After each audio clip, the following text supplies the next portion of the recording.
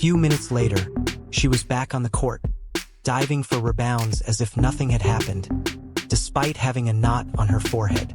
And you learned everything there is to know about this Indiana Fever team from that one act of bravery. Without Caitlin and half of their guards, they entered Nike's massive Caitlin Clark celebration night and left with a season-ending victory over the Seattle Storm. How, therefore, could Hull, Odyssey Sims, Aaliyah Boston, and Kelsey Mitchell change the entire Fever story in a single night? And what was said by Aaliyah Boston on the match that has everyone in the locker room excited? Comment, "I have the fever," if you agree with it. Come on. First game at home. I got a dub. Let's get it. Big dub. Come on. Dub. It's giving sweet. The difficulties facing Indiana began well before the first tip. Due to a groin ailment that had kept her out since mid-July, Caitlin Clark was still out. Sophie Cunningham, Ari McDonald, and Sydney Carlson joined her on the list of people who were unavailable. While Chloe BBY was still coping with knee pain, everyone else was battling with season-ending injuries. Due to the Fever losing the majority of their guard rotation, the starters had to play a significant amount of minutes on a pivotal night, and the bench was stretched thin. The person most impacted by all of our injuries has been AB. She is able to get the ball from all of the point guards who know how to do it. Furthermore, where you deliver the message to her is just as important as getting her the ball. Getting it to her on schedule and on budget, while keeping one. Go ahead. That's all that matters. She played low to high instead of high to low today, and I thought that she was aggressive with the ball in her hands to the basket going into opponents. No one can stop her while she's playing like that. Additionally, she really established the tone for us on both ends. She set the tone for us on both ends and, as you know, had the NECA task as well. As you might imagine, she was amazing. There could not have been a more difficult time. Just now, Indiana has dropped 4 of their previous 5 games, regressing to the periphery of the postseason picture. With a 19-18 record going into the game, they were in 8th and last place for the postseason, while Seattle was right behind them in 6th. In a standings race split by a single victory, every possession was important, not just to prevent another losing run but also to climb the rankings. It was impossible to overlook the urgency for both players and fans. This marks the start of a series of games against the teams you are vying for a postseason berth. Aaliyah, did this game have a more significant in that sense? And how significant was the victory in this one, I suppose? Indeed, we discussed heading into the game that it would be a huge one for us given where Seattle was in the standings, but as we head to the West Coast trip, we're simply going to be concentrating on LA at the moment. Our motto for the entire season has been to be where your feet are and concentrate on the game ahead of you. Thus, we will be examining LA starting tomorrow. Although these upcoming games are undoubtedly crucial for us, we must play each game as it comes.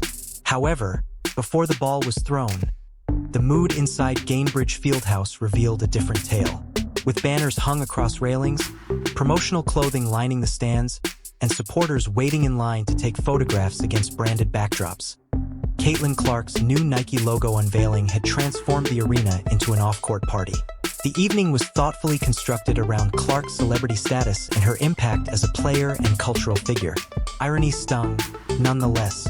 Clark was merely observing from the sidelines, courtside as teammates battled to maintain the team's hopes of making the playoffs.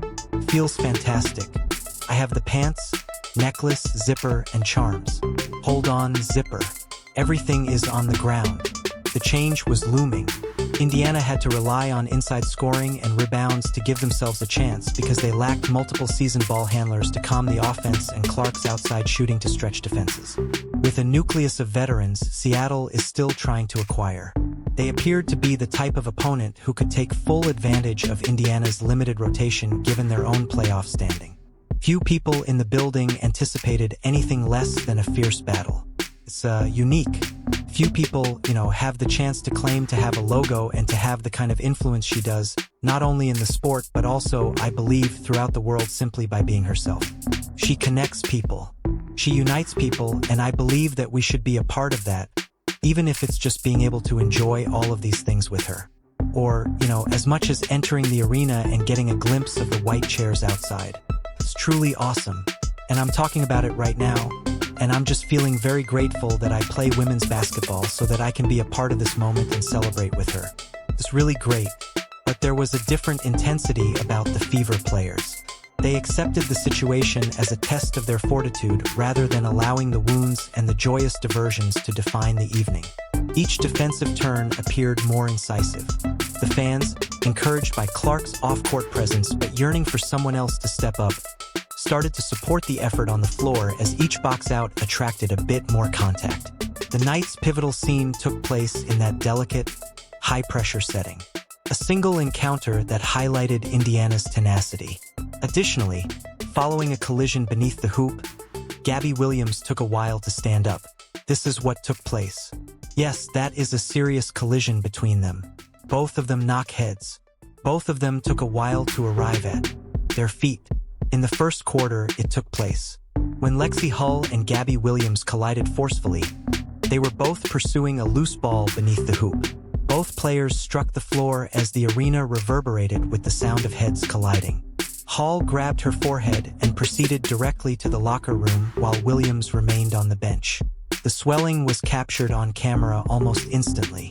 There was a noticeable bump that made many flinch both inside Gamebridge Fieldhouse and at home. The audience went silent. It looked like the tipping point to lose Hull after 5 other colleagues were hurt occurred throughout that play. I had no idea what had happened at the time. It resembled a clash in certain ways.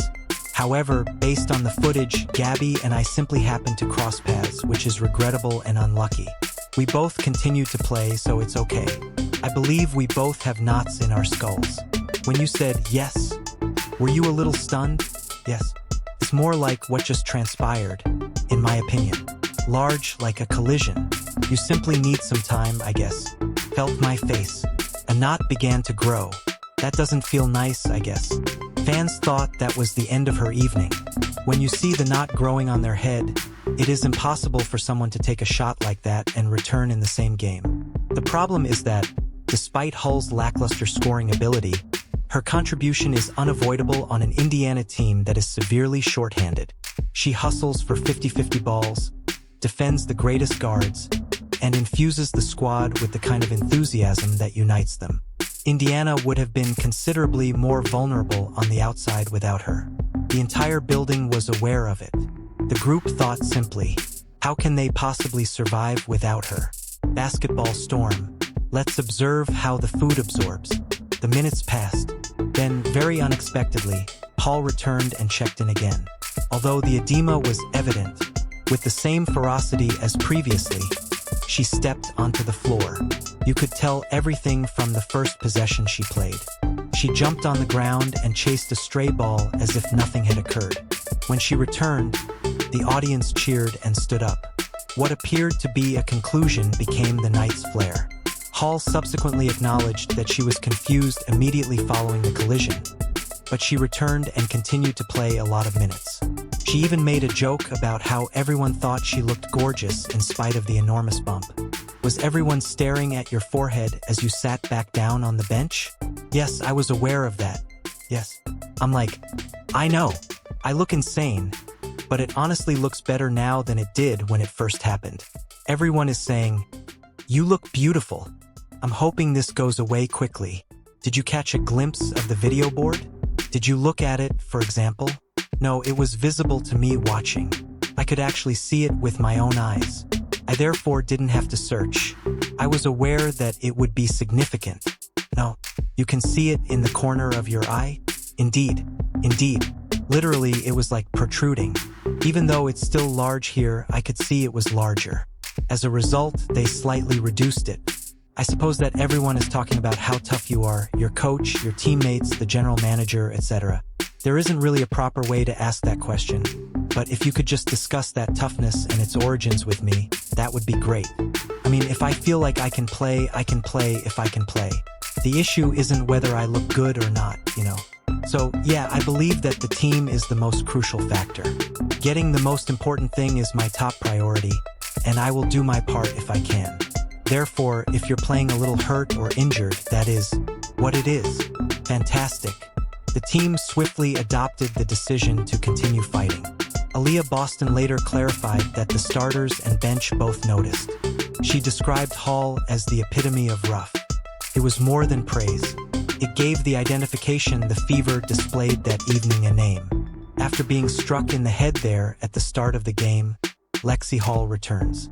If you could only talk to her about her resilience and what it meant to watch her persevere through what was undoubtedly difficult. Nice. Lexi is, in my opinion, the epitome of tough.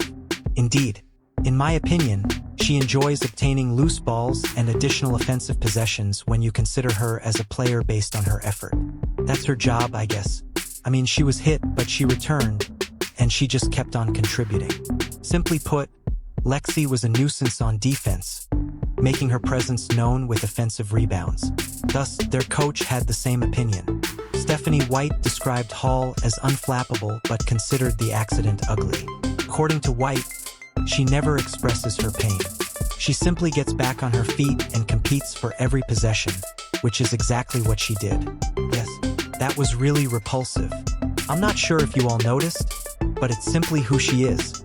You know, she's just a tough young lady who fights against everything, and you know that you can never tell whether Lexi is harmed, if she's injured, if she falls, or if she simply plays her butt off and always has the same face when she gets back up. I am also grateful that she was able to return, and I am grateful that it wasn't worse. She is, however, a true representation of our team's grit and toughness. It was supported by the numbers. Hull finished with a team-best plus-minus of +31 and 9 rebounds. As she slid into lineups that appeared patched together, her defense and tenacity stopped the Storm's flow. When she returned, the energy in the structure and informed everyone that the game would not be about survival. The goal of the game was to make a statement, and Boston was made possible by that tenacity. Mitchell and Sims will take over. Bouncing. Boston is able to tap it back out but is unable to finish inside. Hull finds it, executes a three-pointer, and makes contact. Music. I am aware. Everything for Indiana moved inside because of the really weak guard rotation. And Aaliyah Boston ensured that every possession made Seattle feel it. She made life terrible for anyone who attempted to obstruct her while scoring 27 points and pulling down 9 rebounds. She was able to establish a deep position, clear space with her body, and finish with a force that made the Storm double and yet fail. There is a distinct intensity when a celebrity accepts the responsibility of carrying an offense, and Boston used the paint as though it were her own. And good hands by Aaliyah there. Boston simply puts it to rest apart from Agam. Mitchell is shown here.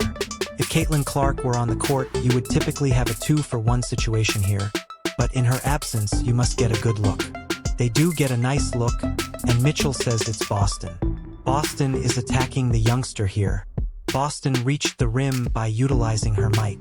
The shot blocker enters the rim cylinder with that final dribble. There was just no answer in Seattle. You could sense how overburdened their front court was at the half. The state of Indiana exceeded them by a margin of 42-21, which is uncommon at this level. Boston appeared to catch every missed shot. Additionally, the Storm was unable to create any rhythm as second-chance points accumulated. When their guards attempted to enter, they kept running into traffic. An annoyance began to manifest when nothing emerged around the arc. Boston controlled the flow on both ends, making the interior feel like a one-sided war. Simply excellent work. That is what I am referring to. An additional dribble to get Malona within the rim cylinder. However, Indiana is off to a good start in the third quarter. Boston is 1 and a foul away from a 16-point lead that has ballooned from 11 points. A good seal, screen, and roll. She wasn't working alone, despite what I say. Odyssey Sims took the stage and performed as if he had been there for years. She attacked off the dribble, pushed the ball in transition, and made the shot to end with 22 points.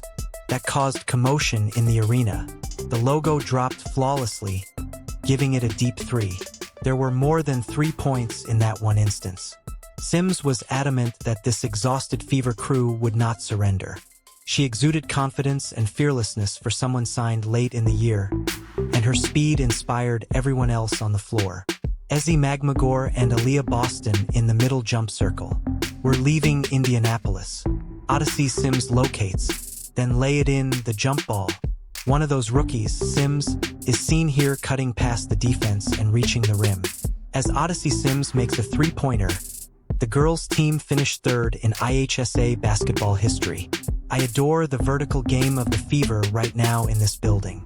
With her customary consistent scoring of 21 points, Kelsey Mitchell stretched Seattle's defense and ensured they couldn't only focus on Boston.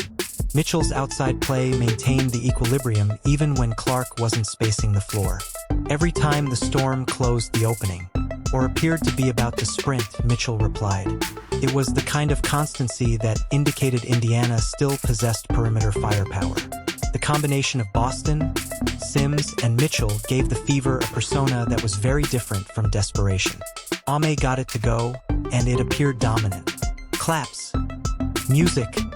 Mitchell hits and triggers quickly. Unguardable. It merely sets up the screen and rolls, but no one can stop Sykes from doing a nice job of cramming that backdoor cut. Kelsey Mitchell is everything. The amount of attention, the little things. The most notable thing was how this redesigned strategy functioned in every way.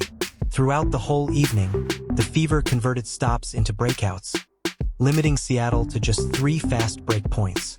They controlled the inside scoring, set the pace, and played with such aggression that the Storm were more concerned with responding than coming up with. That goes beyond simply waiting for Clark to come back.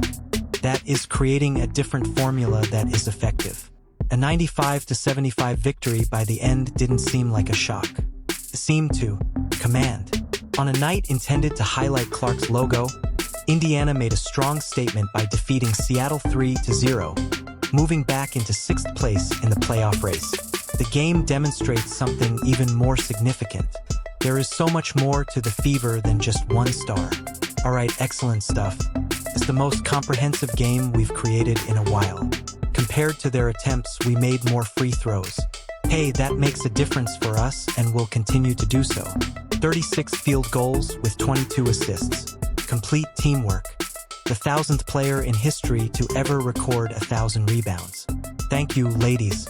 Additionally, Kel broke the previous franchise record for the most points in a season. Hello, 1, 2, 3.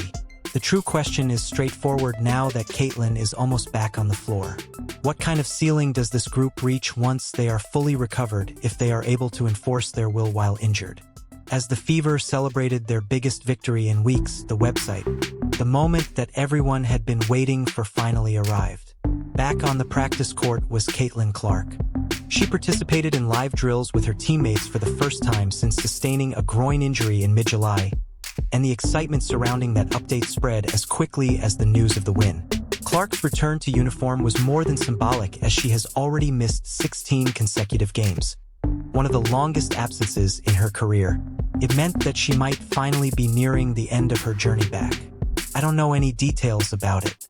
Well, I believe that she is making progress in her rehabilitation on a daily basis and am looking forward to today. Which day is it today? She should be on the floor before the end of the week, at the very least for practice on Tuesday. Without her, what have you been missing? I just spoke with her about the contributions she made to your group. But when she isn't there at these games, what do you feel like you're missing? Spreading the floor for AB is possible. Really, it would be great to have someone else who can take a photo and to free up some room so that AB can start working on the interior. Stephanie, the coach.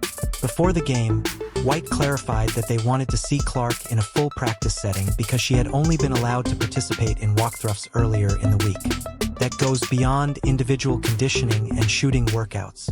It's about seeing how she responds to defensive pressure, whether her body can withstand contact, and whether she can maintain her rhythm for extended periods of time. Setbacks can occur if a player returns from a groin injury too soon, and White stated that it would take several workouts before the team felt comfortable enough to activate her. When you look at the timetable, you can see the pressure. With just 6 games remaining in the regular season, Indiana's margin of error gets smaller every day without Clark. The table is packed, but it's better than sitting in the 6th seed a week ago. The Fever could easily lose their position and their chances of making the playoffs after only one short losing run. The context heightens the urgency of Clark's recuperation. Buying her time for the upcoming season is not the goal here. The goal of these last few weeks is to secure momentum and survive. I would like to know if Kaylin was able to complete your small walkthrough or anything else you often do. And when the time comes, what do you want to see in the end to feel comforted? She did, in fact, go through our walkthrough yesterday. Today. It was brief, before game time, but she went through it yesterday, and I'd like to watch her practice live. I would like to see her keep working to not only increase her endurance, but also her ability to manage contact at 94 feet, because it's going to play the game, and to be able to maintain that from an endurance perspective. Additionally, it will require several practices to ensure that there is no regression.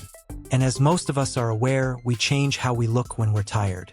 And observe how she performs despite being tired. Fans inside Gainbridge Fieldhouse could not have asked for a more striking contrast. Clark sat courtside wearing a basic warm-up outfit the same evening her Nike brand was shown across the arena. She shouted and grinned, but without her on the floor, the spotlight didn't feel complete. The story was told by that image alone. The crew surrounding her had been forced to chase wins without its most dangerous weapon, but the brand was thriving. Her development is becoming seen little by little. It started with solitary shooting and progressed to light contact. She is now moving on to practices, which may be the final obstacle before she can suit up once more. Her homecoming is being targeted by many for Friday's trip to Los Angeles. The opponent is the Sparks, who play in the Western Conference. More significantly, though, it gives the squad enough time to reintegrate Clark before facing teams like Minnesota and Phoenix back-to-back. Her comeback is more than just her highlights or figures. The goal is to unleash the team that just astounded Seattle and envision how much more formidable they will become with Clark extending defenses and facilitating fast breaks. The version at full strength has the ability to completely change the course of this playoff race if they can win like this when playing with less players. Indiana's victory over Seattle was just one example of what they demonstrated. They were tough. They displayed their identities. Most importantly, they demonstrated that they are capable of fighting even in the absence of their biggest star. Caitlin Clark is almost back, so that counts. Stephanie White stated that live practice and contact work, the last phase prior to game action, will be her next challenge. Imagine this team's appearance when she returns, extending defenses and enhancing what is already effective with her playmaking. Is this the night that the Fever turned from a wounded piece to a threat that may make the playoffs? Comment "I have the fever" if you agree with it. To ensure you don't miss anything, like, subscribe, and enable all notifications. We'll see you in the video when you click on it. Next.